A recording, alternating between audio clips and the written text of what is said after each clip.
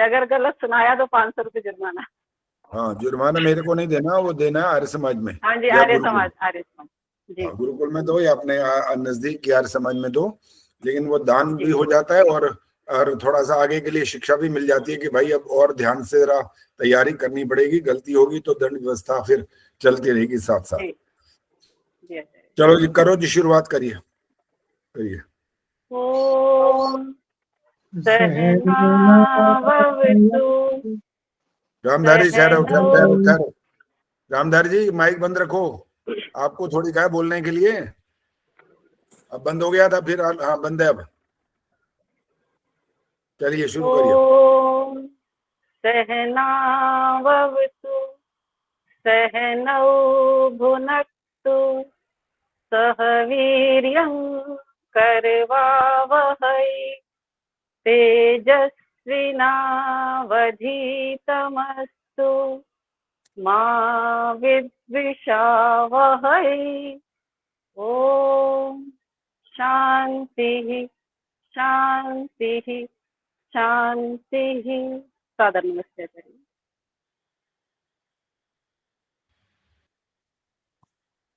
ऐसे लग रहा है दंड तो क्या देंगे, इनाम ही देना चाहिए।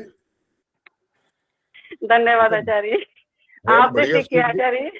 बहुत बढ़िया। ये देखो, जो ठीक बात है, सीखना सिखाने वाले तो सिखाते हैं, बाकी बाकी परिश्रम तो सीखने वाले को करना होता है ना। और उसने अगर ठीक परिश्रम कर लिया तो इसका मतलब उस सिखाने वाले का जो पुरुषार्थ है वो सफल हो गया। आचार्य जी में मिथिलेश आचार्य जी का भी हाथ है, इन्होंने भी सिखाया है। बहुत बढ़िया। मतलब कोई भी सिखाइए, मैंने नहीं कह रहा कि मैं ही सिखा रहा हूँ, जो भी सिखा रहा है सीखने वाला बस अच्छे से सीखे तो उनका पुरुषार्थ सफल हो जाता है फिर। चलो बहुत अच्छा है। ये कैमरे ऑन करो भाई, बहुत सारे बंदे अभी भी, नहीं तो बढ़ने का नंबर नहीं आएगा आपका। मैं तो सामने देखता हूँ कौन बैठा है और उसको पहचान लेता हूँ कि हाँ भाई ये कैसा पढ़ पाएंगे। कुछ कुछ आइडिया तो हो ही जाता है मेरे को। दीपक, आपके पास है आज क्या सत्या प्रकाश है? आचार्य जी है, मेरे पास है। तो ये पता है कहाँ से पढ़ना है आज? तो पता है पर अभी खोली नहीं, बस खोल रहा हूँ मैं। हाँ खोलो खोलो खोलो, ये तैयारी रख कर लिया करो फटाफट पहले से। और आज आपकी आवाज सुननी है कि आप कैसा पढ़ते हो, कैसा बोलते हो। इसीलिए मैंने आपका कल परसों भी बोला था, तो आपने कहा शायद नहीं था। आज आपके पास है तो आप आज पढ़ेंगे, आपसे शुरुआत करेंगे। पहले बताओ कहाँ से पढ़ना है, ये थोड़ा पहले बताओ।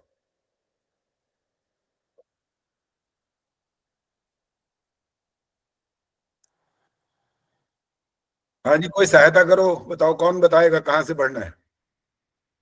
सुषमा जी बताइए। 218 पेज पर जो मेरी पुस्तक में 218 है। और देखो प्रश्न पेज नहीं बताना, सिर्फ शब्द बताओ, एक लाइन पढ़ लो, पता लग जाएगा उससे। प्रश्न है आचार्य जी, फल, मूल, कंद और रस इत्यादि। हाँ ठीक है, ये है प्रश्न। अब दीपक को मालूम पड़ गया प्रश्न है ये वाला? जी मालूम है, बस मैं खोल रहा हूँ उसको। अच्छा ठीक है। और आगे से काम किया करो, एक पेंसिल लेकर के उसी पुस्तक के जहां पर समापन होता है एक निशान भी लगाओ, तारीख डालो तो बहुत अच्छा है। और वहीं पर बंद करो, ताकि आपको थोड़ा सा बीच में कभी समय मिले तो उसको पढ़ना भी चाहिए, अभ्यास हो जाए पढ़ने का। और साथ साथ फिर ये भी पता लगता रहता है कि अब कहाँ से पढ़ना है, फिर ढूंढने की जरूरत नहीं पड़ेगी। मिल गया तो बताओ।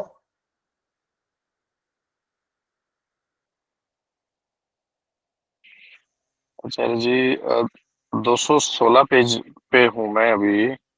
फल, मूल, कंद और रस। 218 निकालो। पेज जी। मत बोलो, हर एक का अलग अलग भी हो सकता है, आप पेज मत बोलो। उनको जो बात समझाई जा रही है उनको समझ आ रही है। फल, मूल, कंद और रस इत्यादि अदृष्ट में दोष नहीं मानते, यहां से ये प्रश्न है। ये प्रश्न आर्यवर्ता देशवासियों में ये पढ़ा था हमने कल। यहाँ पे नहीं, सुनो दीपक जी, 218 पेज निकालो आप। सकरी निकरी क्या है, इससे ऊपर ही है ना? फल, फूल, सकरी निकरी तो कंद। इसके आगे बहुत सारा और है। हाँ 218 सकरी निकालिए आप काफी आगे चलो दीपक जी। जी जी 218 जी। और सबसे नीचे जी। पहुंचो। जो सभी प्रश्न, फल, फूल, कंद। मिल गया? एक साथ एक सेकंड। एक साथ खाने में कुछ दोष है या नहीं, इसके भी बाद में है ना?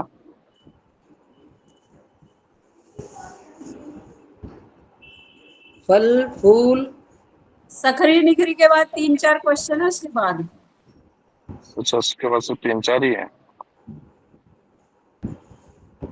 सबसे नीचे एक पहुंच जाओ संस्कृत ना। का श्लोक है ना, आर्याधिष्ठिता, सकरी निखरी उसके द्विज बाद में देखिए। फल मूल कंद। हाँ जी, मिल गया जी अब? जी जी आचार्य जी। चलो बढ़िया। बाकी लोग माइक बंद रखें और बीच में बोलना नहीं है, बिना पूछे नहीं बोलना। जब मैं बोल रहा हूँ तो एक बोल ही रहा है, उसको ने समझा दिया तो सब लोग बोलेंगे, तो फिर तो कोई भी माइक ऑन करके बोलने लगता है, फिर बोलना नहीं है। चलो दीपक जी शुरू करो। इसी प्रश्न से शुरू करना है ना आचार्य जी? हाँ जी, आज यहीं से करना है जी। प्रश्न है, फल मूल कंद और रस इत्यादि अदृष्ट में दोष नहीं मानते। रुक जाओ, तो उत्तर जी। रुक जाओ। अब देखो, मैंने इसीलिए कहा था कि आप कैसा पढ़ोगे, तो मानते के बाद देखो क्या चिन्ह है। प्रश्न चिन्ह। हाँ, तो आपने बोला ऐसा है जैसे ये सकारात्मक बोला आपने, ये प्रश्नवाचक नहीं बोला है यहाँ।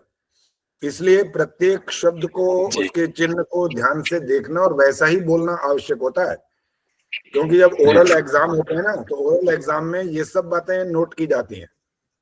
तो अब जरा ध्यान से पढ़ना है। चलिए आगे, एक बार दोबारा पढ़ो इस वाक्य को, दोबारा पढ़ो जी। फल मूल कंद और रस इत्यादि अदृष्ट में दोष नहीं मानते।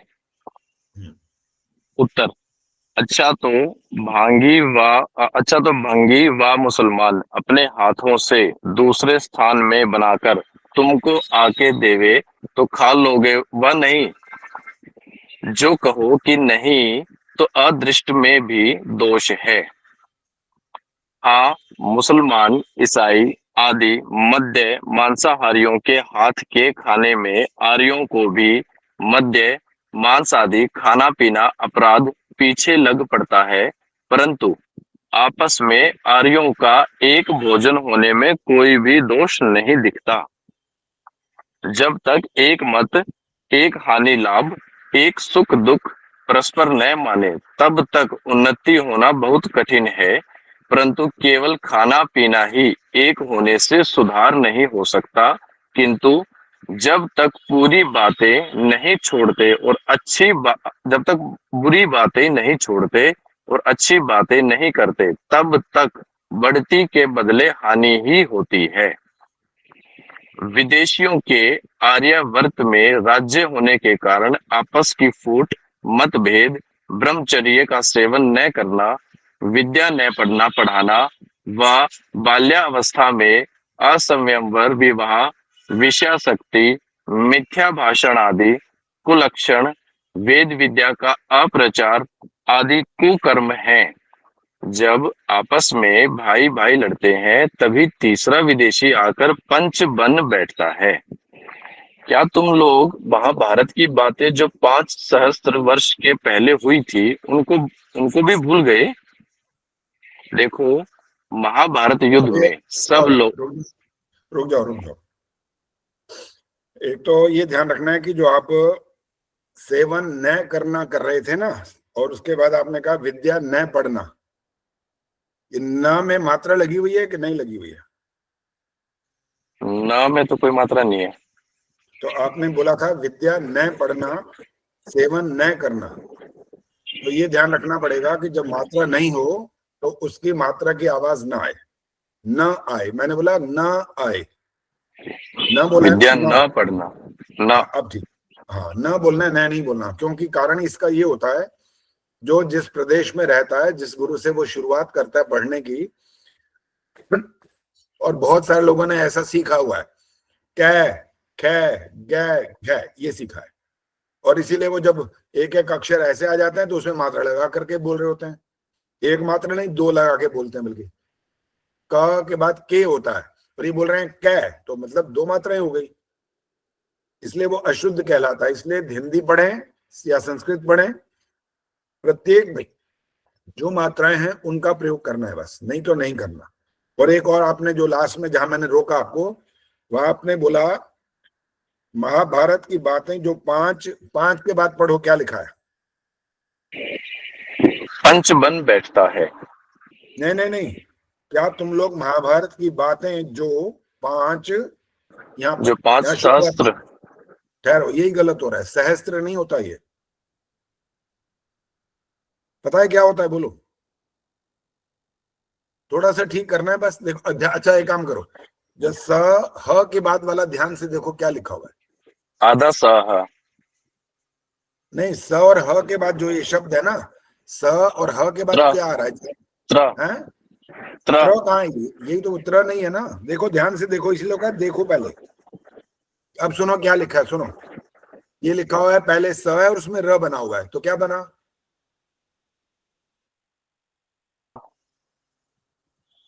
आचार्य जी मेरे पास है उसमें स, ह, र और फिर त्र।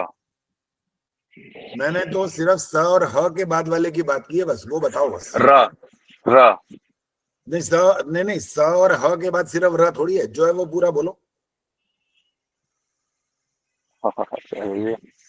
नहीं समझ आ रहा? नहीं समझ आ रहा जी। चलो मैं बोल रहा हूँ, ये आप सहस्त्र बोल रहे हो, ठीक है? अब मैं कह रहा हूँ स और ह छोड़ दो, ये हो गए, इसके बाद वाला पढ़ो ना, वो क्या चीज है? स्त्र, ये नहीं है, स्त्र नहीं है ना, यही तो कह रहा हूँ। अब मैं ये बता रहा हूँ आपको, सुनो। ये लिखा हुआ है पहले स है और उसके अंदर र बना हुआ है बस, तो अब क्या बोलेंगे इसको?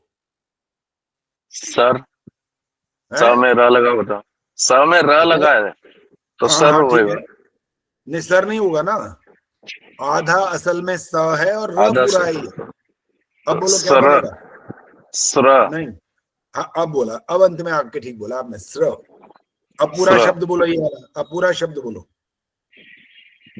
सहस्र, फिर त्र बोल रहे हो, सहस्र, फिर त्र क्यों हो गया? अब अभी तो नहीं स्र बोला था, त्र नहीं त्र कह क्यों हो गया? रहा, सहस्र। फिर देखो त की आवाज आ रही है ना आपकी आवाज में, जबकि इसमें त नहीं है। सहस्र, एक बात सुनो, ध्यान दो ना, मैं क्या बोल रहा हूँ। जी आप बोल रहे हो सहस्त्र, त की आवाज आ रही है ना यहाँ? आचार्य जी अब मैं त का उच्चारण नहीं कर रहा। क्या बोल रहे हो? सहस्र, स और र कह रहा हूँ, तो फिर त मैं उच्चारण नहीं कर रहा। कर रहे हो, सबसे पूछ लो, जितने बैठे हैं सब सुन रहे हैं, ध्यान से सुन रहे हैं, और रिकॉर्डिंग आचार्य में जी आएगा तब। सहस्त्र ही बोल रहे हैं, ठीक बोल रहे हैं, मैंने बहुत ध्यान से सुना है। दोबारा बोलो एक बार, चलो। सहस्र, नहीं नहीं प्रेम जी, आप गलत बोल रही हैं, बिल्कुल गलत बोला आपने। नो, ये सहस्त्र बोल रही हैं। मिथिला बताएंगी, मिथिलेश बताओ क्या बोल रहे हैं ये। मिथिलेश जी जल्दी बोलो, हाँ जी, क्या ये बोल रहे त्र हैं? की हल्की सी ध्वनि आ रही है इनकी अभी। बस स्र शब्द बोलिए ना, सर अब स्र। ज्यादा मत बोलो, छोटा सा प्रश्न किया ना, उतना उत्तर दो, व्याख्या नहीं करनी होती है। अच्छा मैं इसीलिए बार बार इनसे सुन रहा हूं, क्योंकि ये त्र बोले जा रहे हैं, सहस्त्र बोल रहे हैं, यानी त की आवाज बीच में शामिल हो रही है, त की आवाज नहीं है। ये देखो, मैंने इसीलिए आपको अलग अलग बोला था, पहले स है और इसमें बीच में र बना हुआ है, और क्या आधा है? आधा है स और वो है र, सहस्र, अंत में र आना चाहिए बस, त की आवाज बीच में ना आए। अब बोलो।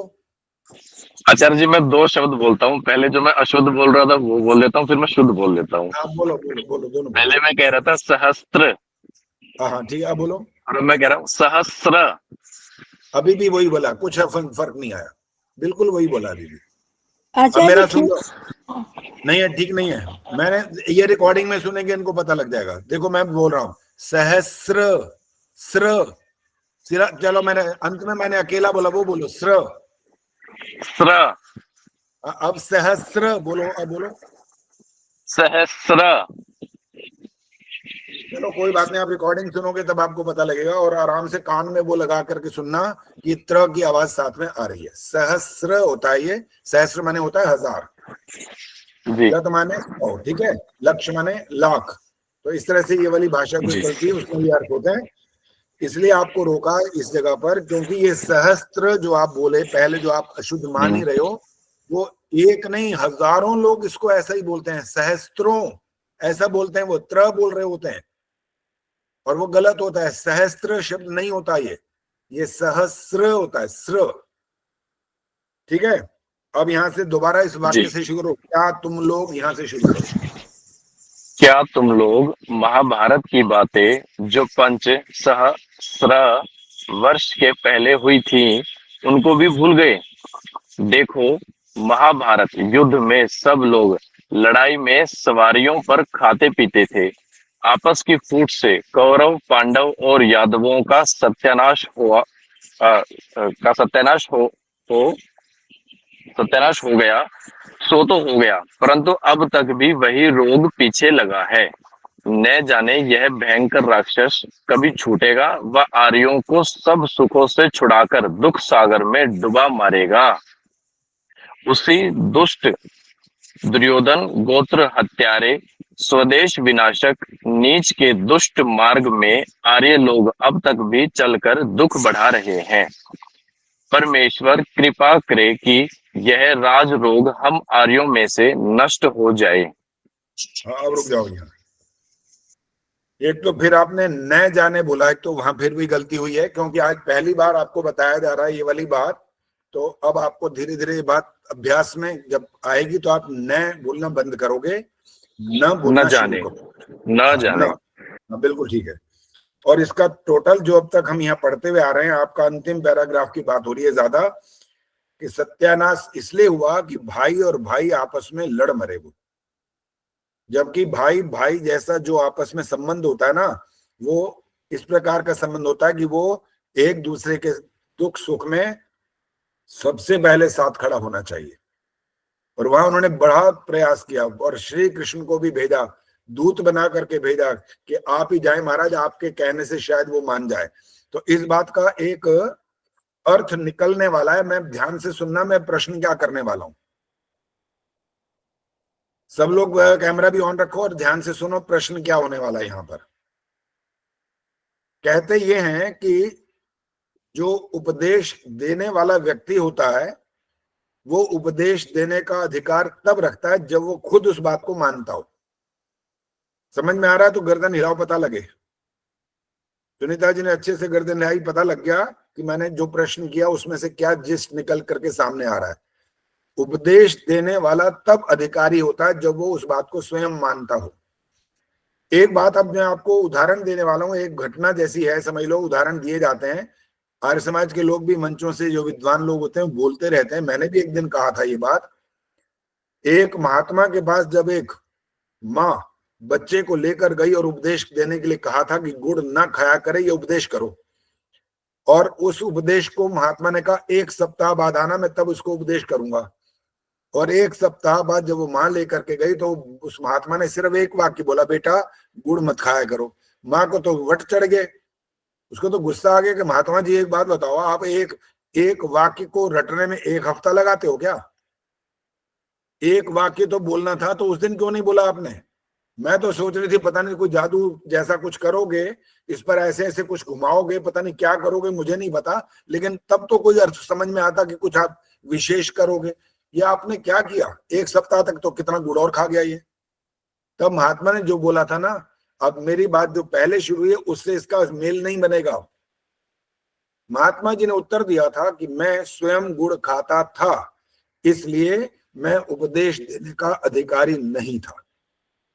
अब आगे क्या हुआ, आगे कहानी कोई नहीं बताता कि बच्चे ने गुड़ खाना बंद किया था कि नहीं। अब यहाँ जो बात श्री कृष्ण से संबंधित चल रही है कि दूत बना करके भेजा गया, और वो इसी सत्यार प्रकाश के अंदर स्वामी दयानंद ने लिखा है कि जन्म से लेकर मृत्यु पर्यंत कोई भी उन्होंने गलत काम नहीं किया। नीतियों का प्रयोग तो करना पड़ता है, वो तो सबको मालूम है, बिना नीति के तो संसार चल ही नहीं सकता। कोई उन्होंने गलत काम नहीं किया। और इसके बावजूद जब इतना योग्य व्यक्ति, जिसको आर्य समाज क्या बोलता है, योगी राज, श्री कृष्ण चंद्र महाराज की जय बोलते हैं तो योगी राज बोलते हैं, और बाकी लोग इनको भोगी राज बना करके बैठे। इनके चरित्र के साथ उन्होंने इतने लांछन लगा रखे हैं कि बंदा सुन नहीं सकता कि बोल क्या रहे हैं इनके बारे में। अनेक प्रकार के उन पर दोषारोपण किए गए है अपना वो हिंदू समाज ही, वो ये आरोप लांछन आदि लगाते रहते हैं। लेकिन आर्य समाज उनका पूरा सम्मान करता है और उनको किसी भी बात में ये नहीं कहता कि इन्होंने कोई दोष किया हो। अब प्रश्न ये था कि जब इतना बड़ा विद्वान, वेदों का विद्वान, नीतिज्ञ और योगी राज व्यक्ति जाकर के वहां दुष्ट उसको समझा रहा है, किसको? दुर्योधन को। और दुर्योधन ने ये बात कह दी थी कि 5 गांव तो क्या, एक सुई की नोक के बराबर भी मैं भूमि नहीं दूंगा इनको। अब ये बताओ दोष किसका था यहां पर? रामधारी जी बताएंगे। आचार्य जी नमस्ते। नमस्ते जी। इसमें दोष इसकी सीख का था, जिस किसका? संगत का। जैसी संगत होती है वैसा ही काम करता है। अच्छा, संगत का दोष का अर्थ समझाओ जरा। जैसे इसका मामा सुकनी था, हाँ, उसने इसको कह दिया था भाई, वो नहीं चाहता था भाई ये ठीक काम करे, ठीक है व्यवहार करे। अब इसका मतलब ये हुआ उसने शकुनी का दोष था या इसका दोष था या कृष्ण जी का दोष था? किसका दोष था? सुकनी ने इसको समझा दिया था, सुकनी का दोष नहीं था, दोष इसका था, ये सुकनी की बात को मान गया। मतलब शकुनी यहाँ पर निष्कलंक है, ये मतलब है? निष्कलंक नहीं है जी, उसका भी दोष तो है, लेकिन दोष इसका ज्यादा है जो ये मान गया। मान गया, ये इसका ज्यादा है और शकुनी का कम है। हाँ जी। और श्री कृष्ण का क्या है? श्री कृष्ण का कोई दोष नहीं है। इंदिरा टांगरी जी ने श्री हाथ खड़ा कृष्ण ने किया, वो कोई- बताएंगे। बस ठीक है, बस आगे बात नहीं करनी अभी। इंदिरा टांगरी जी बोलो। आचार्य जी, अब तक तो जो भी मानते थे, मगर आपकी इस कहानी से जो आपने बताया कि गुड़ की बात पे, तो ऐसा लगता है कि श्री कृष्ण ने अपने मामा का वध किया था, तो वो भी तो कुल के एक व्यक्ति को घाती हुए। तो क्या ये बात यहाँ पर आप स्पष्ट करना चाह रहे थे? ऐसा मैं नहीं, समझ रही हूँ। मैं ये स्पष्ट नहीं कर रहा था वैसे।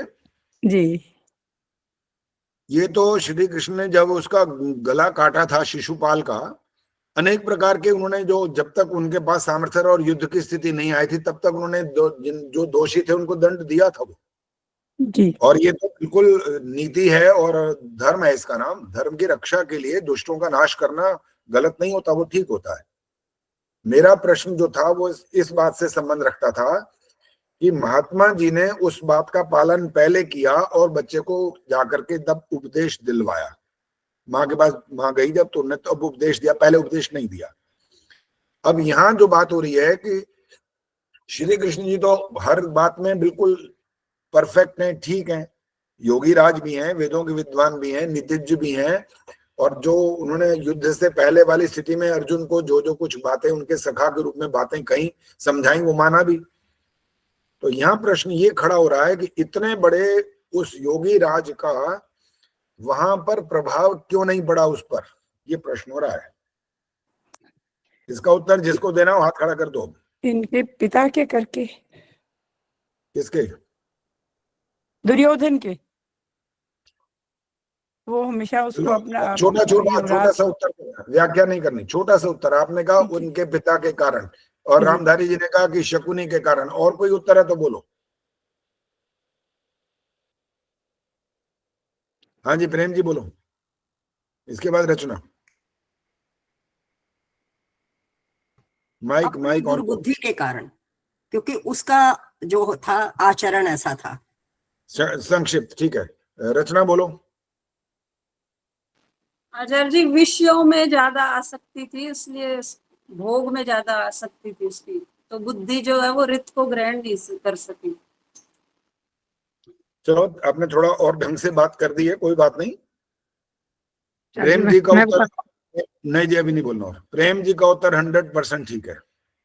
इसको अगर हम अपनी आर्य भाषा में अगर इस बात को थोड़ा और हल्का सा विस्तार करें तो इसका अर्थ होता है जन्म जन्मांतर के संस्कार।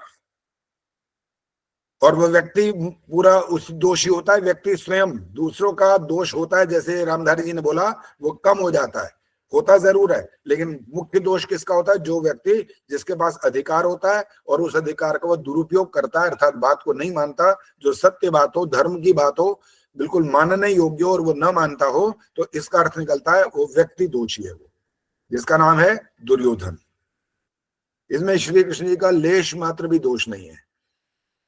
क्यों? क्योंकि जब उन्होंने एक अच्छे योग्य व्यक्ति को, जिसके अंदर धर्म को जानने की जिज्ञासा है, जो उनका परम मित्र है, अर्जुन की मैं बात कर रहा हूं, तो उसने कौन सी बात नहीं मानी? सारी बातें मानी है कि नहीं? जब उन्होंने, कृष्ण ने ये कहा एक तरफ मेरी सेना होगी और दूसरी तरफ मैं हूंगा, और जब मांगने की बात आई तो दुर्योधन भी मांगने गया था और ये भी, तो दुर्योधन को भी अवसर मिला तो दुर्योधन ने कहा कि भाई मैं मांगना चाहता हूं पहले। उन्होंने कहा नहीं, अर्जुन छोटा है तुमसे, पहले छोटे का अधिकार मिलेगा। तो अर्जुन ने क्या मांगा? श्री कृष्ण को मांगा था, जबकि उन्होंने कह दिया था मैं शस्त्र नहीं उठाऊंगा। और दुर्योधन उस समय ये सुनकर बहुत खुश हुआ था अंदर ही अंदर, कितना बड़ा मूर्ख बैठा है सामने, इस अकल के दुश्मन को कितना बड़ा मौका मिल गया, मेरे को कृष्ण ने मना कर दिया, इसको अवसर दिया, और ये सेना नहीं मांग करके इनको मांग रहा है, और जो खुद कह रहे हैं मैं शस्त्र नहीं उठाऊंगा। इससे बड़ा मूर्ख और कौन होगा? लेकिन उसको क्या पता था, ये तू जो मूर्ख जिसको कह रहा है ना, सबसे बड़ा मूर्ख तू ही साबित होने वाला है। तो अब इस बात का टोटल मिलाकर के जिस अर्थ ये निकला कि व्यक्ति जो होता है, जो दुष्ट प्रवृत्ति वाला होता है ना, उसके चाहे इस जन्म के संस्कार हो, और अगर इस जन्म के आपको नजर ना आते हो तो पूर्व जन्म के संस्कार जो प्रबल होकर के सामने आ जाएं तो वो कारण बनते हैं, ना कि कोई दूसरा व्यक्ति उसके लिए कारण या दोषी साबित हो सकता है कि इसने तो इतना बड़ा योग्यता प्राप्त की हुई थी, इसकी बात को उसने फिर भी नहीं माना, तो क्या इसके अंदर योग्यता रह गई? इसलिए ये जो ऐसा वाक्य बोलना ही गलत हो जाएगा। स्वामी दयानंद के जीवन के उद्घाटन जो उदाहरण है वो अलग है। हो तो हीरे, बोला था ना, अमीचंद को बोला था, अमीचंद हो तो हीरे कीचड़ में पड़े हो। बस ये बोलने की देर थी, उन्होंने बदल दिया सारा कुछ। स्वामी श्रद्धानंद का भी ऐसे ही कुछ जीवन का था हाल। तो किसी किसी के अंदर जब अपने संस्कार होते हैं अच्छे, तो वो योग्य व्यक्ति की बात को तुरंत मान लेता है, और यदि नहीं मानता तो उस व्यक्ति का दोष होता है जो नहीं मान रहा, कहने वाले का दोष नहीं होता। तो इन्होंने सारी बात को यहां पर ये कह करके अंत में यहां समाप्त किया था, परमेश्वर कृपा करे कि यह राज रोग हम आर्यों में से नष्ट हो जाए। इस वाक्य का अर्थ अभी तो दीपक पढ़ रहे थे, यही बताएंगे, इसको व्याख्या करो बेस्ती। माइक ऑन करो और बोलो, क्या अगर नहीं आता तो बोलना नहीं आता। माइक ऑन करके नहीं बोलो। पता आचार्य जी, नहीं पता, ठीक है। अब हाथ खड़ा कर सकते हैं आप लोग। सरोज अरोड़ा जी बोलिए। ये जो उस समय भाई भाई का आपस में युद्ध हुआ द्वेष के कारण, ईर्ष्या के कारण, वो आज भी है रोग सब में, घरों में, समाज में। ठहरो, मैंने जो वाक्य बोल, इसलिए मैंने बोलता हूं कि आप प्रश्न ध्यान से सुनो पहले, और प्रश्न सुनो, ना कि धीरे धीरे अपने दिमाग में जो कुछ पीछे आगे चल रहा होता है ना, जो कुछ हम पढ़ चुके होते हैं, तो वो उसी तरफ व्यक्ति चला जाता है, वहां नहीं जाना। मैंने प्रश्न जो किया फिर सुन लो। अंतिम इस लाइन को मैंने पढ़ा, परमेश्वर कृपा करे कि यह राजयोग रोग हम आर्यों में से नष्ट हो जाए। इसी वाक्य की व्याख्या करनी, बस ये बताओ। तो ईश्वर से प्रार्थना कर रहे हैं कि ईश्वर हम सब पर कृपा करे कि आर्यों में भी ये रोग है, जो आर्य हैं, श्रेष्ठ हैं, उनमें भी ये चीजें हैं सारी, कि आपस में भाई भाई मिलकर नहीं रहते हैं, और ये समाप्त हो जाए, ऐसी कामना की गई है। ये शाब्दिक थोड़ा सा विस्तार किया है, अभी जो समझाना चाहिए वो नहीं समझाया गया। अब और नहीं बोलना, अभी और सा मौका मिलेगा औरों को। मीना आर्या बोलेंगी अब। मेरे को भी आचार्य जी यही समझ आता है, जो ये जो आर्य श्रेष्ठ हैं, जो क्या नाम है, उनमें ये रोग ना उत्पन्न हुए। देखो, मैंने जो शब्द जो मुख्य रूप से इसमें पकड़ा है ना, वो आप पकड़ नहीं रहे हो। मैंने इसीलिए 2 बार ये वाक्य बोला, बोलूंगा नहीं, अब तो आपसे ही सुनूंगा कि इसका टोटल इस पंक्ति का अर्थ निकलता क्या है। सरोज ने हाथ खड़ा किया है। सरोज बोलो बोलो, माइक ऑन करो।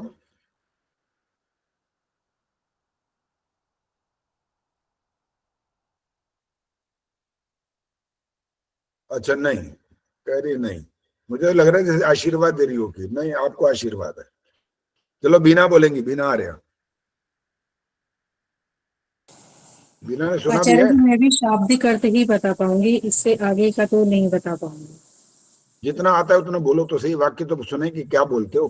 वही है, वही रिपीट होगा जो अभी पहले मुझसे पहले जो कोई बहन बात जी ने नहीं, बोला। बोलो, रिपीट करो तो सही, ये सुनना है ना, लेकिन अब धीरे धीरे इस ज्ञान की ओर बढ़ाना तो है ना आखिर। अभी ये जी गायत्री जी जी आपसे बोलो, क्या क्या इसका अर्थ समझते हो? आचार्य जी, यही है इसका अर्थ कि आर्यों में श्रेष्ठ, मतलब आर्यों का मतलब तो श्रेष्ठ से ही है, लेकिन ठीक है, जो हम सनातनियों में आजकल देख रहे हैं वही चीज आजकल आर्यों में भी है। वो केवल नाम के आर्य हैं, लकीर के फकीर वाली बात है, बस जो बता दिया गया है वही फॉलो कर रहे हैं। उसको ना तो अपने कर्म में मान रहे हैं और ना ही उसको अपने परिवारों में वो ला पा रहे हैं। ठीक है, थोड़ा थोड़ा आप ट्रैक से थोड़ा दूर दूर धीरे धीरे जा रहे हो, वो वाली बात नहीं कर रहा हूं मैं। अभी भी वो उस प्रश्न पर जहां पर मुख्य बात आई हुई है, वो वाली बात न के बराबर आई है, थोड़ी सी आई है, लेकिन वो नहीं चाहिए अभी। अभी आप रुको, गायत्री गुप्ता बोलेंगे। नमस्ते आचार्य जी। नमस्ते जी, बोलिए। ये जो इसका अर्थ मुझे जो समझ में आया वो ये कि राजरोग जो उनमें कौरवों में था, जिन्होंने उन्होंने इतनी लड़ाइयां की उसके लिए, तो उस तरह का आर्यों में जो आजकल आर्य लोग हैं वो भी अपने पद पे बैठे रहते हैं, पदों की लड़ाई चल रही है उसमें, वो ये रोग नष्ट हो जाए आर्यों में से, मुझे जो समझ में आया। ठीक है, अभी ये उत्तर पर्याप्त नहीं है। इंदिरा डांगरे जी बोलो।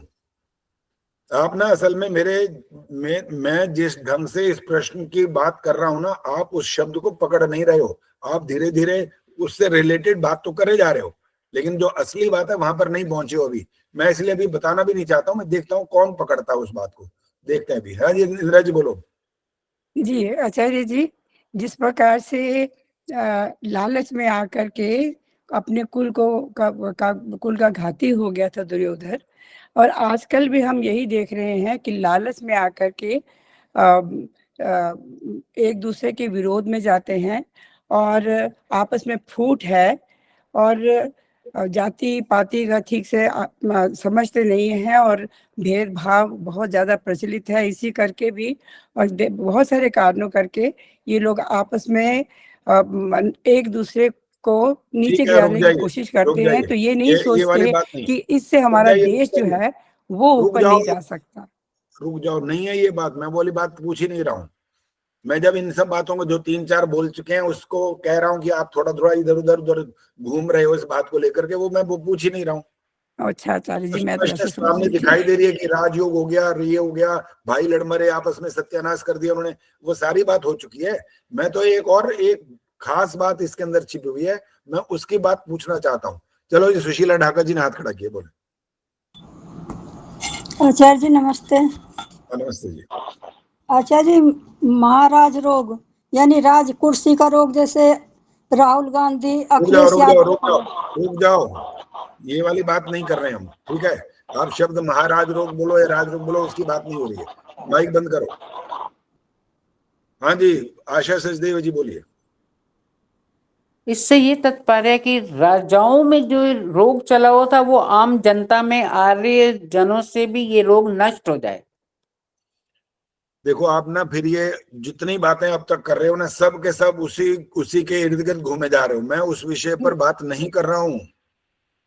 आप उस बात का समझ ही नहीं रहे हैं। चलो मैं अब थोड़ा संकेत करूं आपको। चलो संकेत करता हूं, हाथ खड़ा करना। माइक बंद रखो, माइक बंद रखो। जिसको कहूंगा वो फिर माइक ऑन करेगा। हाथ खड़ा कर सकते हैं आप। परमेश्वर कृपा करे।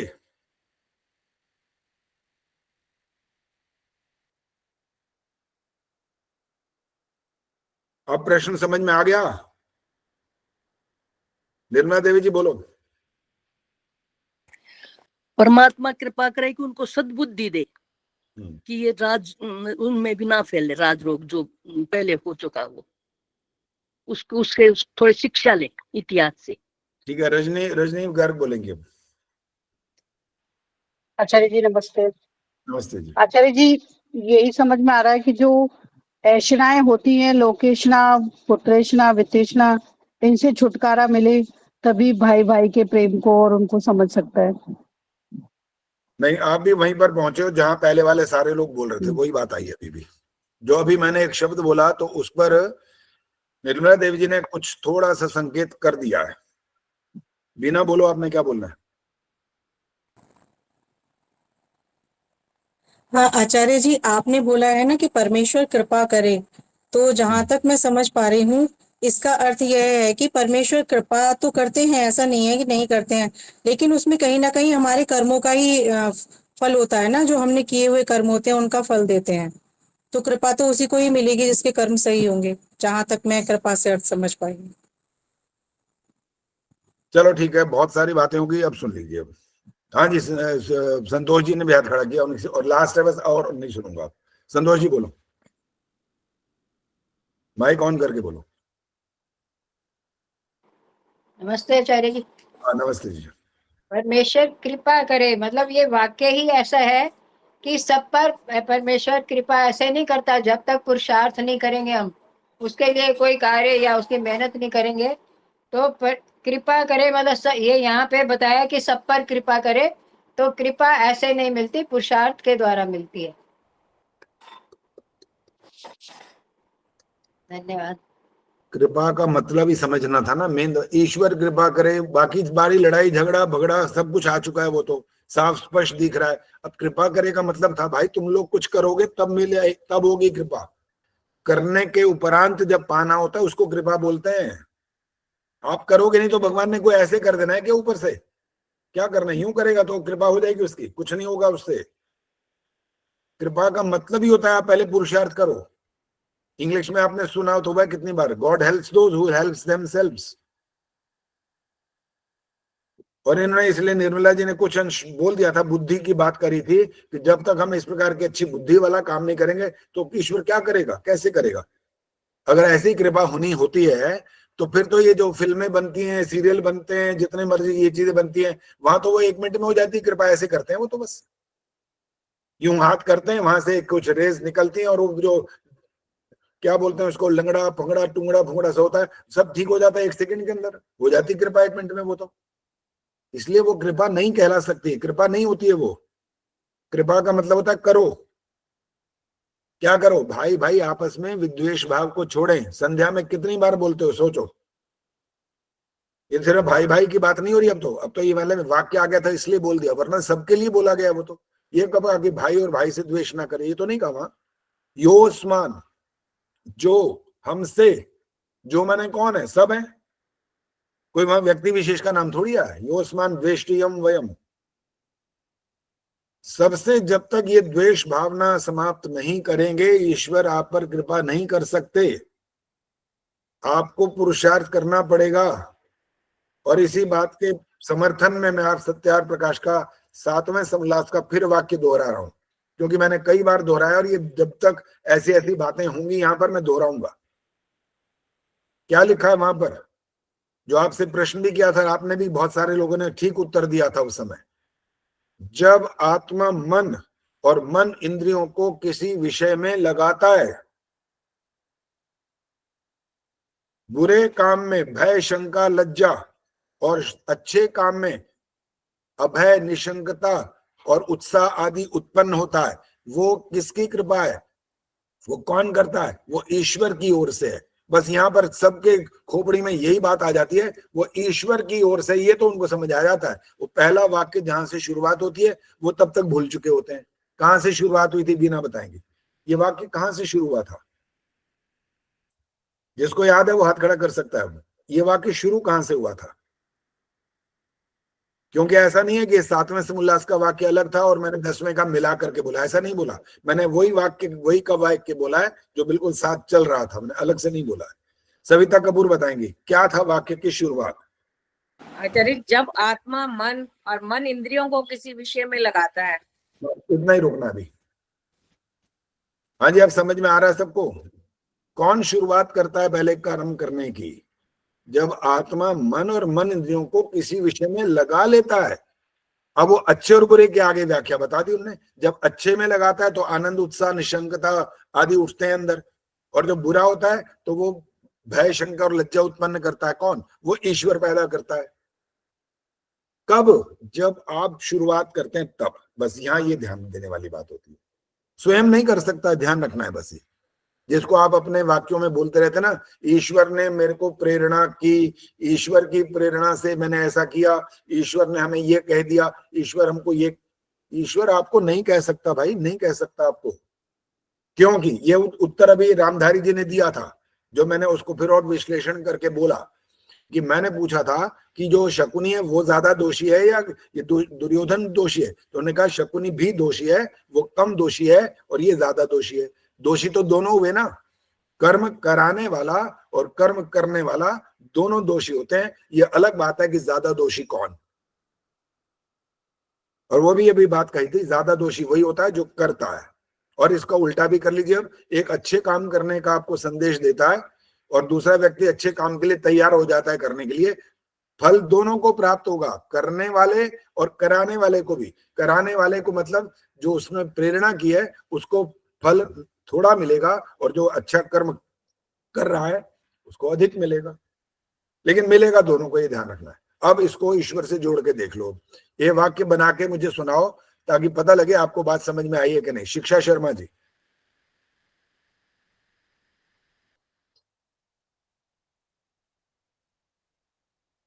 माइक ऑन करो।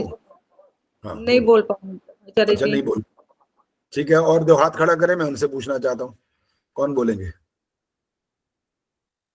जिसमें आप बेशक ईश्वर का नाम लेकर के चाहे जो मर्जी बोलो, ठीक है, लेकिन उसके बाद उसका विश्लेषण कर देना कि इसका टोटल मतलब निकलेगा क्या। प्रेमहंस जी बोलेंगे तो बताओ। चलो, सरोज अरोड़ा जी हाथ खड़ा कर रही है। जब हम अपने मन से अपने रिश्तों में द्वेष ईर्ष्या खत्म करके और प्रेम की भावना जागृत करेंगे तो ईश्वर भी हम पर कृपा करेगा और सब एक साथ मिलकर रहेंगे। नहीं, ये वाले फिर आप फिर प्रसंग से अलग चले गए, मैंने प्रश्न कुछ और किया है।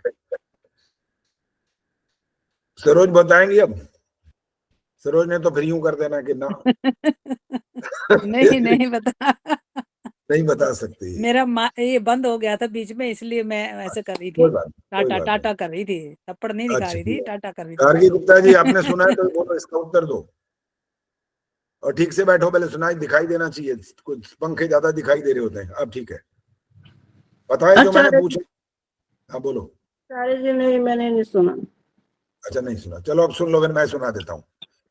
जब हाँ जी बोलो कि निर्मल जी डावरा जी। हाँ जी आचार्य जी नमस्ते। हाँ नमस्ते। इसका मतलब ये है कि जब हम किसी विषय पर या जैसे राग द्वेष ईर्ष्या द्वेष हम छोड़ दें और हम उसके लिए प्रयत्न करें, और अगर हमारे मन में जब कुछ ऐसा आता है तो उसको पुरुषार्थ से दूर करके हम अच्छे रिश्ते बनाएं तो ईश्वर भी हमारी मतलब सहायता करेगा। आप भी प्रसंग से अलग चले गए, मैंने ये नहीं पूछा ईश्वर सहायता कैसे करता है, नहीं पूछा मैंने कहा आपने एक वाक्य ऐसा जोड़ना है, एक ऐसा वाक्य बनाना है, ईश्वर से आपका जो संबंध है, जो आप कोई काम करने वाले हो, आप अगर ये बोलना चाहते हो कि ईश्वर ने मेरे को प्रेरणा दी और मैंने ये लाभ प्राप्त किया, तो उसको क्लैरिफाई करना है जरा, क्या ऐसा हो सकता है, ऐसा होना उचित होगा। और ये बताना था यहाँ पर कि ऐसा इसलिए नहीं हो सकता क्योंकि कर्म के फल के बंधन में ईश्वर भी फंस जाएगा। ये था इसका असली मतलब, मैंने ये सुनना था आपसे। जो आप वहां नहीं पहुंचे, आप थोड़ा अलग अलग चलते रहे। ईश्वर आपको इसलिए वो प्रेरित नहीं कर सकता, आप शुरुआत कर दीजिए, फिर आपको वो समझा देगा, ये बात ठीक है। यही तो हम पुरुषार्थ करेंगे ना अपना रिलेशन बनाने के लिए या किसी की हेल्प करने के लिए, तभी तो ईश्वर उसके लिए मेहनत करेंगे। मान लिया हमने किसी के लिए अच्छा करने के लिए कुछ लेने की सोची है, तो तभी हमें ईश्वर हिम्मत देगा, तभी उसके लिए हमें पहले पूरी मेहनत करनी पड़ेगी ना, तभी ईश्वर कहेगा नहीं तुम अच्छा काम कर रहे हो, अब तुम कर सकते हो। चलो ठीक है, आपने अपने ढंग से बोल दिया, कोई बात नहीं, ठीक है। लेकिन आचार्य जी वैसे देखो, हम कुछ भी, हाँ बोलो बोलो, जैसे कुछ भी मतलब एक प्रैक्टिस ही मैंने देखा है, मतलब सभी जगह शायद यही कि कुछ भी होता है कि हम यही कहते हैं कि हम जैसे यज्ञ भी करने जा रहे हैं तो ईश्वर की प्रेरणा से, या मैं आपको पढ़ाने जा रहा हूँ तो मतलब एक बात जनरली बोली जाती है कि भाई ईश्वर की प्रेरणा से हमारे मन में जैसे आया कि मैं इसकी हेल्प करूं, तो हम उसको कहते ऐसे है कि ईश्वर ने प्रेरणा दी, मैं सहायता करूं या ये मैं अच्छा काम करूं, कुछ भी मतलब जो हम अच्छा करने लगता है तो हम यही कहते हैं यूजुअली। ये कहते हैं तो क्या कहते ही रहेंगे, फिर क्या, फिर हमारे वेद ज्ञान का फिर अर्थ क्या निकला।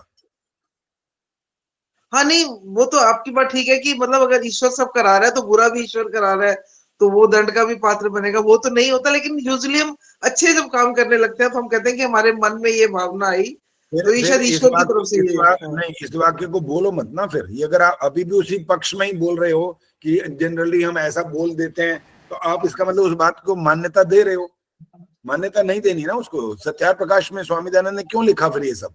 उसका अर्थ क्या निकला? कोई अर्थ नहीं निकला। फिर तो हम अपनी बात पे ही अड़े हैं कि अर्थात जो भी कहना चाह रहे हैं कहते जा रहे हैं कि जनरली लोग ये मानते हैं। लोग मानते हैं, मानने दो। हम जो पढ़ रहे हैं हम अपनी बात करें।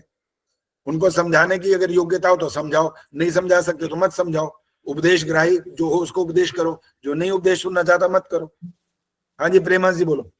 हाँ जी, सत्यार्थ प्रकाश के हिसाब से तो ऐसा है कि ईश्वर की अधीनता से या ईश्वर की प्रेरणा से अगर कोई काम सिद्ध होता है तो इसमें ईश्वर उसका भागी है, बुराई और अच्छाई का। बिल्कुल, उस फल का भागीदार परमेश्वर होगा, वो ईश्वर होगा। फिर ये हमारी स्वतंत्रता का जो है, जो हम कर्म करेंगे उसमें हम हैं स्वतंत्र। ईश्वर तो फल देने में है, वो उसका भागी नहीं है, ना वो प्रेरणा करता है। बिल्कुल। और अब एक वाक्य और सुन लो सत्यार प्रकाश का, ये वो भी, यदि ईश्वर कर्म कराता होता तो कोई पाप न करता। क्योंकि ईश्वर का सिद्धांत तो सबके साथ है, 2, 4, 5 हजार 1,00,000 2 लाख के साथ नहीं है। 8 अरब लोग है ना, तो सबके साथ उसका संबंध है। सबको 2 आंखें देता है पैदा होते हैं जब, सबके साथ वही संबंध है उसका। सबको उसने यहीं सिर पर ऐसे बाल देने हैं, यहाँ हाथ देने हैं, यहाँ पैर देने हैं, नाक हाथ सब अपनी जगह पर आएंगे। और कभी कभी जब ज्यादा पैदा हो जाते हैं अंग, तो वो दोष माता पिता का होता है। तो इसलिए बहुत बहुत गंभीरता पूर्वक समझना होता है विषय को। केवल इतना कह करके काम नहीं चल सकता कि जनरली लोग तो ऐसा बोलते हैं, बोलने तो उनको बोलते हैं, तो हम उनके ठेकेदार नहीं बन सकते। अगर वो हमारे से बात करें, चिंतन मनन करने के लिए तैयार हो, तो बेशक वो चिंतन मनन करें और हम उनके साथ चर्चा करें, और अंत में वो ये कहें कि हमें आपकी बात स्वीकार नहीं है, तो नमस्ते करो, छुट्टी। कोई लड़ाई झगड़े की जरूरत नहीं है। नहीं मानता तो ना माने। जो हमारी बात को स्वीकार नहीं करता, जबकि हम तर्क से, युक्ति से, प्रमाण से सारी बात बता तो रहे हैं। इस बात को कितना स्पष्ट कहा गया। अभी प्रेमंश जी ने भी बिल्कुल वही वाक्य उसी तरह से अलग जो लिखा था उसके आसपास वाला वैसे ही बोला कि ईश्वर कर्म के फल का भागीदार बन जाएगा फिर। और ये सब जानते हैं कि ईश्वर कर्म फल प्रदाता है, कर्म फल भोगता नहीं है। अगर वो भी कर्म फल भोगता हो जाए तो आप में और ईश्वर में अंतर क्या है? हाँ जी, संतोष जी बोलो। जब कोई बुरा काम हम करते हैं उसमें भय उत्पन्न होता है, और जो अच्छा काम करते हैं तो आनंद का अनुभव होता है। तो ये वह जीवात्मा की ओर से नहीं किंतु परमात्मा की ओर से होता है।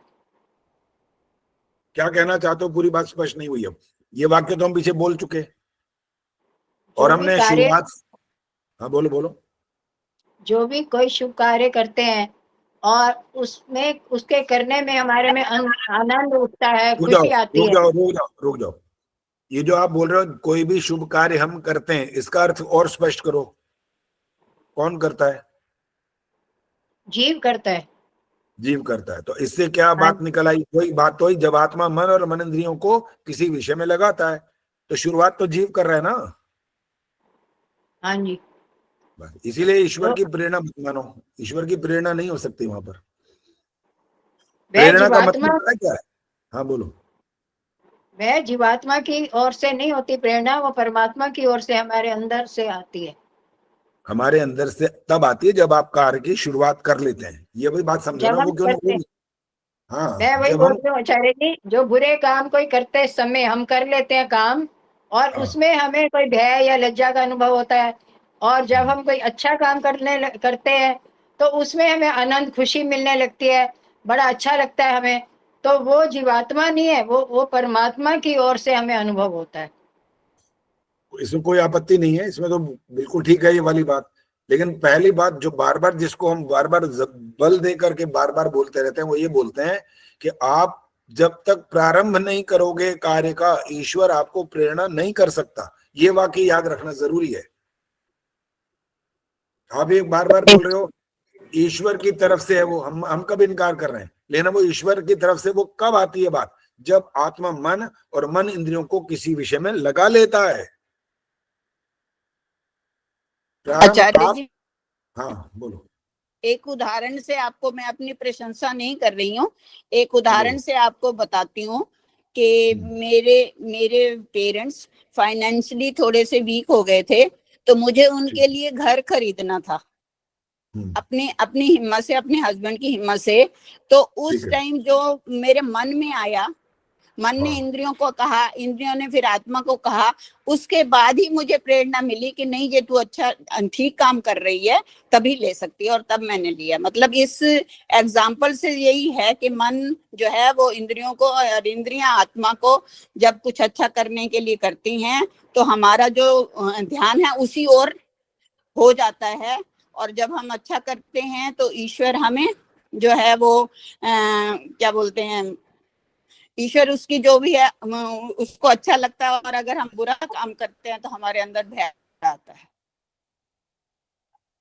आपका सारा वाक्य उल्टा हो गया। आप बोल रहे हो मन इंद्रियां और इंद्रियां आत्मा को बताती हैं, उल्टा बोल रहे हो सारा के सारा। सॉरी आचार्य जी, जब आत्मा मन और मन इंद्रियों को किसी कार्य में लगाता है। आगे नहीं बोलना, बस संक्षिप्त बोलो। ठीक जो है, बोलना है बिल्कुल सोच समझ के ठीक बोलना होता है। 2 बार आपने हाँ जी। मैंने आपको था बीच में, लेकिन जो भी है हर बात को सोचना समझना फिर उच्चारण करना ये जरूरी होता है। हाँ, आत्मा मन को और मन इंद्रियों को। हाँ जी, चलो अब कितना समय बाकी बचा है? आचार्य जी एक बात हुई इसमें कि जैसे अभी हम सारी डिस्कशन की, तो अगर हम अच्छा काम करते हैं तो भी हम ही उसके हमारी वजह से ही, और बुरा करते हैं तो भी हमारे ही कारण है वो सब। जैसे भी दुर्योधन, ठीक है संक्षिप्त बोलो। जब ये अध्याय का स्वतंत्र कर्ता, स्वतंत्र जीवात्मा कर्म करने में स्वतंत्र है, इसके बाद इससे बढ़िया वाक्य और कोई नहीं हो सकता। जो बुद्धिमान लोग हैं उनके लिए ये वाक्य ब्रह्म वाक्य है। जीवात्मा कर्म करने में स्वतंत्र है। अब इसकी व्याख्या छोटी छोटी करता हूं। बुरा करे तो इसकी मर्जी, अच्छा करे तो इसकी मर्जी, आज नहीं कल करे तो इसकी मर्जी, ये बुरा ही बुरा सारे जीवन भर करता रहे तब भी इसकी मर्जी। लेकिन आगे का वाक्य जो बताएगा वो बताएगा कि फल भोगने में आप परतंत्र हो, कर्म करने में स्वतंत्र हो, कर्म करने में आपको कोई ईश्वर भी नहीं रोक सकता। ईश्वर नहीं रोक सकता आपको हाथ पकड़ करके कि रुको, नहीं कर सकते। वो आपको बता देता है, बस बता देता है। बताने में और हाथ पकड़ने में फर्क होता है। आपका बच्चा आपके सामने कहीं छलांग मारने लगे तो आप हाथ पकड़ करके रोक सकते हो। आप सिर्फ ये बोलते रहे हो ना, बेटा मत कर, ना कर, ना कर, वो मार देगा छलांग। आपके अधिकार में है उसको हाथ पकड़ करके रोकना, लेकिन ईश्वर के अधिकार में आपका हाथ पकड़ करके रोकना नहीं है। ये अंतर है दोनों में, क्योंकि कर्म करने में स्वतंत्र हो। हर बात का अंतिम निचोड़ यहां करके निकलेगा। यहां आपको वो बाध्य नहीं कर सकता, ये करो नहीं कह सकता वो। अगर उसने ये जैसे शकुनी को, इसमें हमारा एग्जाम्पल चल रहा था शकुनी और दुर्योधन का, तो शकुनी ने उसको गलत राय दी, लेकिन कर्म तो उसने किया ना, तो कसूरवार तो दुर्योधन इसमें माना जाएगा ना फिर, या राय देने वाला भी माना जाएगा। अभी कमाल की बात है, इतनी देर से फिर तो भी बात, वही तो मैं कह रहा हूं, दुर्योधन ही माना जाएगा ना। दुर्योधन माना जाएगा, ठीक है, दुर्योधन ही माना जाएगा ना सिर्फ। नहीं, गलत बात, गलत। दुर्योधन क्यों अकेला माना जाएगा? अभी तो मैंने ये वाली बात इतने अच्छे से समझाई। दोनों माने जाएंगे, जो सलाह दे रहा है वो भी और जो कर रहा है वो भी। ठीक, देखो बार बार अपना वक्तव्य बदलना नहीं होता, एक बात पर दृढ़ हो जाओ। और इसका अर्थ यह है करने वाला कराने वाला दोनों अगर गलत है तो दोनों दोषी हैं, अच्छा है तो दोनों उसके फल के भागीदार। सीधा सिद्धांत है ये, बहुत इतना गहरा यहाँ कुछ नहीं है। अभी गहरा वहां शुरू होता है जब आत्मा मन और मन इंद्रियों को, वहां शुरुआत होती है गहरे की। बाकी तो सीधा साधारण है। ठीक है। हाँ जी, बबली ने आज कुछ नहीं बोला अभी तक, बैठी सुन रही है। हाँ नमस्ते जी। ये वाली जो बात आज हुई है कुछ समझ में आई है या इसमें कुछ रह गया? अभी भी आ गया सर जी। ठीक है, स्पष्ट है बिल्कुल भी? हाँ जी। ठीक है, तो हम इस बात का विशेष ध्यान रखा करें। और इसमें हमारी चालाकियां क्या होती हैं वो सुनो। काम बिगड़ जाए ना, अगर कोई काम बिगड़ जाए, नुकसान हो जाए, व्यापार की बात होती है, जब व्यापार में बहुत लाभ होता है तो फिर उस समय तो पता है क्या करते हैं हम, ऐसे अपना यूं दिखाते हैं कि वाह वाह हमारे जैसा तो कोई दुनिया में है ही नहीं। ये तो हमारी अकल है कि हम इतना ध्यान से काम करते हैं कि हमें इतना लाखों करोड़ों रुपए का फायदा हो गया। अब इसका उल्टा सोचो जरा, अब यदि नुकसान हो जाए ना तो फिर ये ऊपर देखता है इंसान, कहता है ओए रब को मंजूरी यही था। कितना दोगला इंसान, बताओ, कमाल की बात है। अच्छा हो गया तो तूने कर दिया भाई, और बिगड़ गया तो उसने, रब ने बिगाड़ दिया सारा। भाई ये व्यापार चीज ही ऐसी है, इसके अंदर दोनों पक्ष आ सकते हैं। कुछ भी आपके पुरुषार्थ के बावजूद आपको हानि पहुंचाने वाले हानि पहुंचा सकते हैं, और आपके थोड़े से पुरुषार्थ के बाद आपका कहीं पर ऐसा रिश्तेदारी कुछ होना तो आपको बड़े से बड़े ओहदे पर भी बिठा सकते हैं। जो हमारे प्रधानमंत्री और जो हमारे उत्तर प्रदेश के मुख्यमंत्री ये नहीं कर रहे हैं, वो बिल्कुल अपना कर्तव्य कर रहे हैं कि उनको ये भाई भतीजावाद नहीं चलाना, वो उस दृष्टि से सोचते हैं। अधिकार तो उनके पास है, कर सकते हैं, बाकी पहले वाले सब करते रहे हैं। क्या क्या नहीं बांट दिया उन्होंने बाकी वालों ने, पहले वालों ने, कि मेरा अपना रिश्तेदार, इसको ये दे दो, उसको वो दे दो, उसको इन्होंने कहा ना, मुझे अपने देश के प्रति मेरा जो कर्तव्य है मैंने को वो करना है। ये इन्होंने सीखा है और ये संसार में चला रहे हैं वो, इसलिए तो आज उनकी प्रशंसा होती है। कर्म करने में तो वो स्वतंत्र हैं, उनको कोई इसका पाप थोड़ी लग जाएगा। अगर एक व्यक्ति योग्य है, सामर्थ्य है, वो दूसरे का सहयोग कर तो सकता है, लेकिन फिर भी वो अपनी एक सीमा को ये मानकर, नहीं हमारा ये ऐसा कोई व्यक्तिगत अधिकार नहीं कि हम इसको अपने परिवार के किसी को कहें हम ये तुम्हें दे देते हैं। योग्यता, हाँ परीक्षा हो रही है, सब उसमें बैठे हैं, वो आगे आ जाए उसको मिल जाए तो अलग बात है, वो तो सबके साथ एक जैसी बात है। चलो जी, इस विषय में किसी ने पूछना है तो पूछो, नहीं तो आगे बात करूंगा। पढ़ाई यहाँ नहीं होगी, इसके बाद कुछ और बात होने वाली है। किसी को पूछना, परीक्षा से संबंधित कुछ पूछना है? आप पूछो, बोलो पूछो। हाँ जी आचार्य जी, ईश्वर स्तुति प्रार्थना उपासना का जो लास्ट वाला है ना, ओम अग्नय नय सुखा राय असमान, राय और असमान में अवग्रह लगेगा? नहीं लगाओ तो कोई बात नहीं। राय समान, अगर समान ऐसे है, अगर आपको इकट्ठा वाला बोला जाएगा तो अवग्रह लगाना है, क्योंकि राय असमान अलग नहीं लिखा हुआ वहां पर। अगर इकट्ठा बोला जाए, आचार्य जी अवग्रह लगा हुआ है, जो आपने पहले पुस्तक भेजी थी ना, हाँ। जो पहले टेस्ट किया था उसमें अवग्रह लगा हुआ है, राय असमान। नहीं पत्रक में नहीं है, पत्रक में नहीं पत्रक है। को छोड़ो, अभी जो बात हो रही है वो सुन लो, क्योंकि परीक्षा आपकी होनी है, जो आप सामने प्रत्यक्ष हो। पहले वाले पता नहीं कहाँ गए, क्या थे क्या नहीं है। अब जब राय असमान इकट्ठा बोला जाएगा तो आपको अवग्रह लगाना है, असमान बोला जाएगा तो अवग्रह नहीं लगना, बस सिंपल है ये तो। आचार्य जी एक और, कर्तव्य में तो सिंपल लगे या छत वाला? वैसे छत वाला लगना चाहिए, कर्तव्य है वो, कर्तव्य बोला शुद्ध वही होता है। दोनों है राय आसमान में, राय आसमान में अवग्रह भी है और अ भी लिखा हुआ है। हर पुस्तक में ऐसा है क्या? हाँ जी ऐसा ही है। ये कई जगह पे है कि ए भी है, अवग्रह भी है, आ भी है। मेरी में तो नहीं है अवग्रह।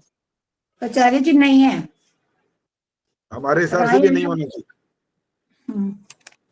आचार्य जी है ऐसा, राये और फिर अवग्रह फिर आसमान लिखा हुआ है। आचार्य जी वैदिक संध्या और वैदिक किताब में भी है अवग्रह है। ये ईश्वर स्तुति उपासना मंत्र भी होगा। ये जो पूछ रहे हैं वो इसीलिए पूछ रहे हैं। दैनिक यज्ञ में वो आता, आगे मत बोलो जी भी, शकुंतला जी बोलेंगी। दैनिक यज्ञ में वो आता है कि नहीं आता? दैनिक यज्ञ में ईश्वर स्तुति उपासना मंत्र भी लेने हैं। मैं बोलता हूँ आते हैं कि नहीं दैनिक यज्ञ में? हाँ, यज्ञ से पहले करते हैं हम अवश्य। बस फिर खत्म हो गई बात, फिर तो आते हैं ना। वो हमारी मर्जी, हम उसमें से दें या ना दें, आते तो है वो। अब मैं भी देख रहा हूँ, देखो राय आसमान ढूंढ रहा हूँ मैं, इसमें क्या लिखा है वही देख रहा हूँ। हाँ, राय के बाद वो भी है और आसमान भी है। एक मिनट देख लो, राय अर्थ भी देख लेते हैं तो पता लग जाएगा ना, थोड़ा और क्लियर हो जाएगा।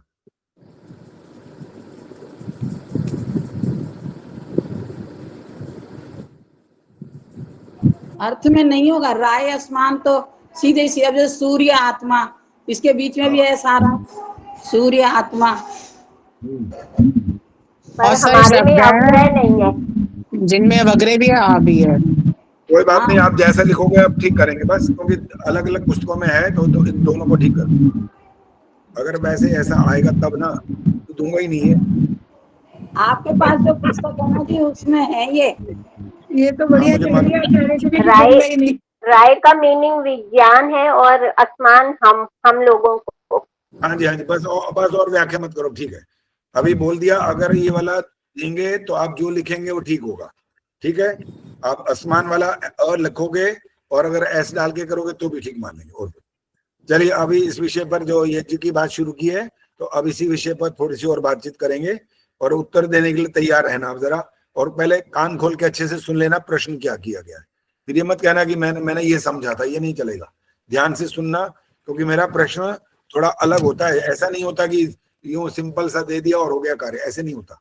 थोड़ा खोपड़ी को हिलाने वाला जरूर होता है वो। चलिए अब सुन लीजिए, पंच महायज्ञों के नाम किसको पता है?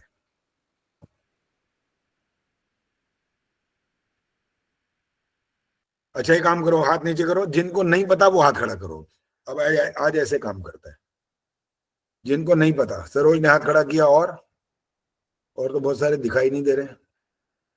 दीपक, आप चले गए हो कि बैठे हो यहाँ भी? आचार्य जी हूँ, लेकिन अभी थोड़ा व्यस्त हूँ। अच्छा, व्यस्त हो गए हो। अच्छा, अभी ये वाला जो प्रश्न किया, ये आता है इसका उत्तर? जी। अच्छा, सुन रहे थे कि नहीं? पहले बताओ, सुन रहे थे? जी, सुन रहा था। 5 यज्ञ पूछे आपने। चलो ये ठीक है। प्रश्न ये था, पंच महायज्ञों के नाम आते हैं? जी आचार्य जी। सुनाओ। जी, ब्रह्म यज्ञ, बलि वैश्विक यज्ञ, पितृ यज्ञ,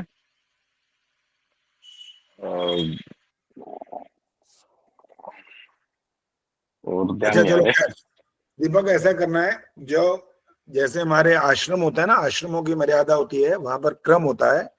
ऐसे जो युग होते हैं उनका भी क्रम होता है। हमारे वर्ण हैं जो, उनका भी क्रम होता है। तो ऐसे इनका भी क्रम होता है। बिना क्रम के बोलने पर उत्तर वो गलत हो जाता है। चलिए अब आप सुनना, बस माइक बंद रखो। अब वो बोलेंगी नहीं, जो हाथ खड़ा कर रहे हैं उनसे नहीं पूछना, अब सरोज से पूछना है। सरोज से। सरोज फिर टाटा करेंगी लगता है।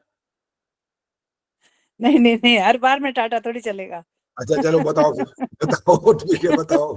मुझे एक याद है, और जो कि मैं करती हूँ, बलि वैश्व देव यज्ञ, जो कि मैं पक्षियों को डालती हूँ दाना, ये मुझे पता है।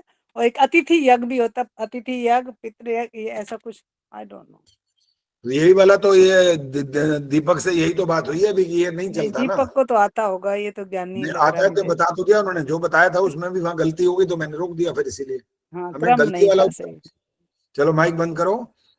अब सविता कपूर बताएंगे। आचार्य जी, ब्रह्म यज्ञ, देव यज्ञ, बलि वैश्व देव यज्ञ और पितृ यज्ञ और अतिथि यज्ञ। चलो यहाँ एक क्रम बदल गया, वैसे वो ठीक नहीं है, वो गलत है। सरोज अरुराज बताएंगे। ब्रह्म यज्ञ, देव यज्ञ, बलि वैश्व देव यज्ञ, अतिथि यज्ञ, पितृ यज्ञ। ये भी गलत ही है। चलो जी, गायत्री गुप्ता जी बोलिए। ब्रह्म यज्ञ, देव यज्ञ, पितृ यज्ञ, अतिथि यज्ञ और बलि वैश्व देव यज्ञ। ठीक है। जो जिसकी जहां से ज्यादा महत्वपूर्ण जो शब्द है वहां पर उसी हिसाब से इसको रखा गया है। कभी कभी कोई बलि वैश्व देव और अतिथि यज्ञ में आगे पीछे कर देते हैं, कोई बात नहीं, इतना तो फर्क चले कि पहले वाले तीनों तो बिल्कुल वही क्रम रहना चाहिए। पहला ब्रह्म, फिर देव और फिर पितृ, ठीक है, अतिथि यज्ञ, फिर उसके बाद बलि वैश्व देव, ये आना चाहिए। अब जो प्रश्न है ब्रह्म यज्ञ का अर्थ पहले मैं आपसे पूछ रहा हूं, जिसको आता हो वो हाथ खड़ा करे। अब मैंने ये नहीं कहा जिनको नहीं आता हो, जिनको आता हो वो हाथ खड़ा करे। बबली बताएंगी ब्रह्म यज्ञ का अर्थ। ईश्वर की ध्यान उपासना करना, वेदादि शास्त्रों का अध्ययन करना। इसको संध्या शब्द से बोलते हैं, जो पहला आपने बोला, ठीक है। संध्या करना और वेदों का पठन पाठन स्वाध्याय आदि जो भी शब्द बोले वो बोल सकते हैं। ब्रह्म यज्ञ में ये दो चीजें आती हैं, एक नहीं आती है। ज्यादातर लोग इसको संध्या से जोड़ लेते हैं, ब्रह्म यज्ञ माने संध्या, वो ये बोलते हैं। और वो जो अधूरा कहलाता है वो केवल इतना करना पर्याप्त नहीं होता, स्वाध्याय करना अत्यंत आवश्यक है। जब तक वेदों का स्वाध्याय नहीं करेंगे, वैदिक ज्ञान से आप अनभिज्ञ रहेंगे, और वो फिर धीरे धीरे वो वाली बात पता है कहाँ पहुंच जाएगी, या तो नास्तिकता की तरफ भी जा सकती है। बहुत सारे हमारे आर्य समाज के ऐसे विद्वान भी हुए जिन्होंने ये सब छोड़ा, आर्य समाज को छोड़ करके अपना एक धर्म जिसको बोलते हैं वो बना करके बैठ गए। क्यों? जिन्होंने वेद का स्वाध्याय ठीक से नहीं किया, वो ईश्वर की उस सत्ता को ठीक से समझे नहीं, ईश्वर की व्यवस्था को नहीं माने, कर्म फल व्यवस्था का उनमें पता नहीं विश्वास रहा कि नहीं रहा, कारण कुछ भी रहा हमें नहीं पता, लेकिन वो इस मार्ग को छोड़कर दूसरे मार्ग में चले गए, जिनमें से वो हरिद्वार में जो बना हुआ एक आश्रम गायत्री जिसको परिवार कहते हैं, वहां भी यही है। जो श्री राम शर्मा जी थे वो भी आर्य समाज के ही थे, उन्होंने भी छोड़ दिया था। कारण इसमें बहुत सारे होते हैं। एक तो जो तीन वो होते हैं ना, तीनों ऐषणाएं, वो इसमें कारण होती है मुख्य रूप से। पुत्रेषणा, वित्तेषणा, लोकेषणा। लोकेषणा भी काम कर रही होती है, वित्तेषणा धन की भी कामना होती है, और पुत्रेषणा भी। अब मैं एक प्रश्न कर रहा हूं, उसको ध्यान से सुनना। अब सरोज अरोड़ा जी माइक ऑन कर लो। एक व्यक्ति सन्यासी है और बचपन से लेकर के उसने बीच में जो दो आश्रम आए थे वहां नहीं गया। वो ब्रह्मचर्य में तो रहना ही था, क्योंकि पैदा होने पर उसके बाद पहला आश्रम अपने आप शुरू हो जाता है। अब गृहस्थ और वानप्रस्थ हमारे अधिकार में होते हैं, हम जाएं कि ना जाएं। लेकिन उस व्यक्ति ने क्या किया, सीधा सन्यास ले लिया। और सन्यासी व्यक्ति के लिए भी यही उपदेश दिया जा रहा है। जो मैं प्रश्न कर रहा हूं उस पर रहना बस। उसको भी कहा गया कि पुत्रेषणा नहीं होनी चाहिए। अब इसका अर्थ क्या निकलेगा आपको बताना है। उसको कहा गया पुत्रेषणा नहीं होनी चाहिए।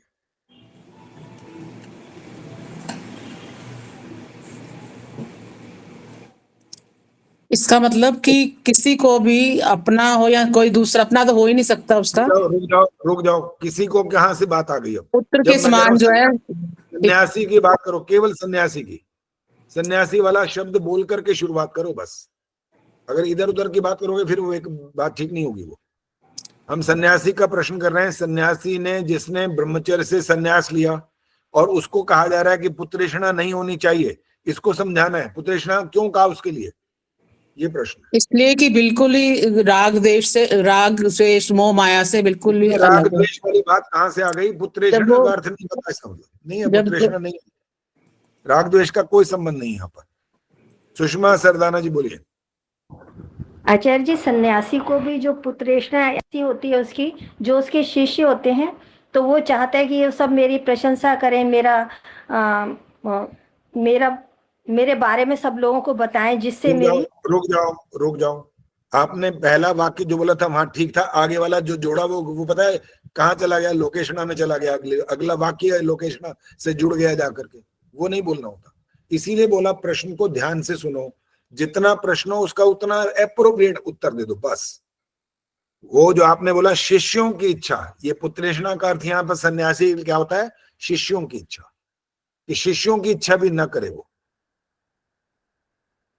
क्योंकि ये जो इच्छा है ना, धीरे धीरे फिर आगे विस्तार होता चला जाएगा। आगे क्योंकि हमने नहीं पूछा, बस उसके लिए पुत्रेषणा का अर्थ क्या निकला था ये पूछना था बस।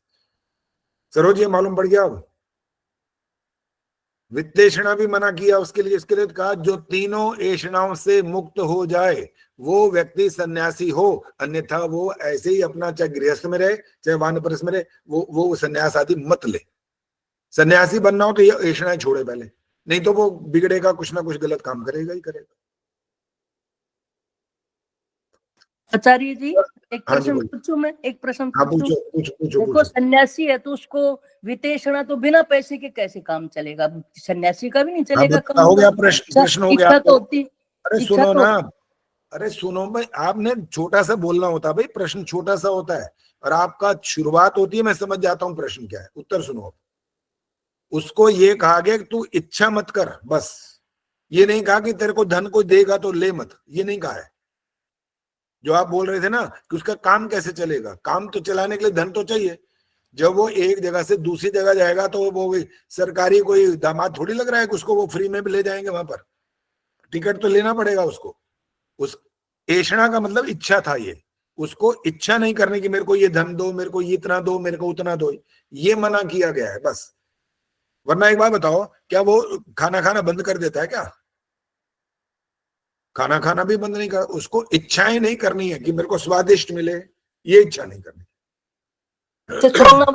जैसे सोना वगैरह देते हैं सन्यासियों को तो ले लेते हैं, मतलब ये होता है उस समय, मतलब इच्छा नहीं करी लेकिन उन्होंने शिष्यों ने दे दिया तो वो फिर स्वीकार कर लेते हैं। क्या दे दिया? सोना वगैरह दे दे या कोई ऐसी बहुमूल्य चीजें दे दे तो स्वीकार कर लेते हैं सन्यासी। नहीं करनी चाहिए, वो तो नहीं करनी चाहिए। हाँ, एक बात यहाँ पर भी सारी ध्यान देने योग्य है।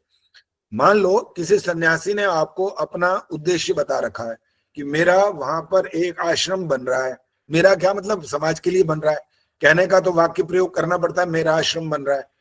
तो उस आश्रम के आप उसके जो सहायता करने के लिए यदि आप सोना चांदी जेवर या कुछ भी देना चाहें, धन आदि, तो दे सकते हैं। लेकिन आपको इस बात का भी विश्वास होना चाहिए वो जो व्यक्ति आपसे कह रहा है वो सत्यवादी होना चाहिए। ये ना हो कि वो छल कपट कर रहा हो और अपना मौज मस्ती कर रहा हो, वो नहीं होना चाहिए वहां पर। इसलिए वो धन देने में या ऐसा बहुमूल्य पदार्थ देने में भी आपत्ति नहीं होनी चाहिए, दे सकते हैं, लेकिन परीक्षा जरूर होनी चाहिए उसकी कि ये व्यक्ति कैसा है। उसके व्यवहार से हमें पता लग जाता है असल में। जब हमारे घरों पे आते हैं, हमारे समाज में बैठते हैं, जो उपदेश करते हैं, उससे बहुत कुछ पता लग जाता है। और ये परीक्षा करके ही करना चाहिए सारा काम। तो छोटे से दान के लिए भी ये बात बोलते रहते हैं। अभी मैंने कितनी बार बोला, गुरुकुल में दान दो या हर समाज में। एक दिन परसों यह बात हुई थी, कभी बात ये भी हुई थी कि एक व्यक्ति ने कहा मेरे पास 100 रुपए हैं और मेरे सामने दो हैं, एक विद्वान है और एक वो भिखारी है जो बेचारा अभी मर रहा है भूख से। तो मैं अब क्या करूं? मैंने कहा विद्वान को दे दो। कहने लगा विद्वान दे दो, ये मर जाएगा। मैंने कहा एक काम करो, इसको भी कुछ दे दो। ये कब कहा कि 100 के 100 उसको दे दो? उसके भी जीवन की रक्षा करो, ये मना थोड़ी किया गया है। लेकिन उसमें से इंपॉर्टेंट कौन है? विद्वान ज्यादा इंपॉर्टेंट है, इसलिए उसकी ज्यादा रक्षा करो बस। इसीलिए विद्वानों को घर पर बुला करके, पहले तो जो अतिथि है जब बोल रहे थे ना, ये बंद हो चुके हैं, अब कहाँ होते हैं। और ये कब का कर्तव्य है, कब करने का कर्तव्य होता है, आशा जी बताएंगी, आशा सचदेवा जी, ये पंच महायज्ञ कब करने होते हैं, कब? नहीं आचार्य जी, नहीं पता। प्रतिदिन। प्रतिदिन पंच महायज्ञ प्रतिदिन के हैं ये। ब्रह्म यज्ञ रोज करो, पढ़ो, स्वाध्याय करो, संध्या करो, देव यज्ञ बने हवन करो, पितृयज्ञ बने माता पिता गुरुजनों की सेवा करो। सेवा करो। आप बोलो मतलब सुनो बस। अतिथि यज्ञ, ये आगे ना, अतिथि यज्ञ विद्वानों को घर पर आना चाहिए रोज। कहाँ आते हैं बताओ? और आते हैं तो आप पूछ लो कैसे आए, क्या हो गया? उल्टा सब शीर्षासन कर दिया सारा। वो घर पे आ जाए तो पता, आप ऐसे समझते हो पता नहीं कौन चोर डाकू आ गया क्या, ये क्या हो गया भाई, ये कैसे आ गया आज? इनको हमने बुलाया तो है नहीं। ये समाज की स्थिति है ना, इसीलिए सत्यानाश हो रहा है पूरे समाज का। वो घर पर आते रहते ना लगातार, तो आपको रोज पूछते, जब भी आते पूछते आपसे, हवन किया, संध्या की, माता पिता का ठीक से सम्मान कर रहे हो, सारी चीजें आपसे पूछते। अब आपको पूछने वाला ही कोई नहीं है, आपका राज है, जिसको हमारी गलत भाषा में बोले बाप का राज है हमारे। हम जो मर्जी कर रहे हैं, जो मर्जी रह रहे हैं, जैसे मर्जी कुछ भी कर रहे हैं, इसलिए कोई पूछता तो है नहीं अब। इसीलिए सारी व्यवस्था बिगड़ गई। आपके बच्चे, बच्चों के बच्चे, आपके बच्चे तो बहुत बड़े हो गए, आपके बच्चों के बच्चों का हाल देख लो क्या हाल है। एक अतिथि घर आ जाए ना, एक गिलास पानी का देने को तैयार नहीं है आपका पोता। क्यों? उसमें भी एक कारण है। उसका कारण ये कि आप घर में नौकर चाकर हैं, वो सोचते हैं नौकर रहे तो उनका काम है। ये तो आप अपने पोते को पुण्य कर्म से रोक रहे हो। उसको, नौकर को मत कहो कि तू दे क्या, उस पोते को बोलो पानी पिलाओ जाकर। और पता है नियम क्या होता है? सुनो, अब आपको पता लगेगा नियम का मतलब क्या होता है। पानी एक गिलास जिसने, जैसे मान लो पोते को कहा और वो दे आया और देते ही वापस आ गया लौट के, ये दोष है बहुत बड़ा। कैसे लौट के आ गए, उसने दोबारा पूछा कि नहीं पूछा अभी कि और चाहिए कि नहीं, ये भी हम नहीं पूछते। ये नियम तो बड़ों बड़ों को भी नहीं पता। पहले होते थे नियम, वास्तव में पहले हुआ करते थे, अब वो नियम सब लगभग बंद हो गए, समाप्त। अब बिल्कुल बात नहीं होगी, समय हो गया। ओम द्यौः शांतिरंतरिक्षं शांतिः, पृथिवी शांतिरापः शांतिरोषधयः शांतिः, वनस्पतयः शांतिर्, विश्वे देवाः शांतिर्ब्रह्म शांतिः, सर्वं शांतिः, शांतिरेव शांतिः, सा मा शांतिरेधि। ओम शांति शांति शांति। जो बोले सो अभय। सत्य सनातन वैदिक धर्म की जय। जगत गुरु महर्षि दयानंद की माता की जय हो। अमर रहेगा, अमर रहे, वेद की ज्योति जलती रहेगी, ओम का झंडा ऊंचा रहेगा, वैदिक बने।